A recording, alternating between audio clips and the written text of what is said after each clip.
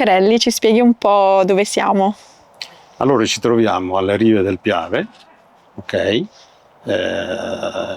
In una struttura della Federazione Italiana Tiravolo Santa Lucia di Piave, una struttura nata negli anni 60 ed è stata rilevata da me nel 2012-2013, una struttura dove si svolgono anche campionati federali come Gran Premi di prima categoria, di fossa olimpica, Gran Premi di skit e Gran Premi delle associazioni sportive locali che svolgono attività sportiva. In particolar modo quest'anno abbiamo avuto come secondo anno un'associazione sportiva affiliata alla Federcaccia che è di San Biagio di Callalta, che ha svolto anche una gara in beneficenza alla Casa dei Gelsi, se non sbaglio, ok?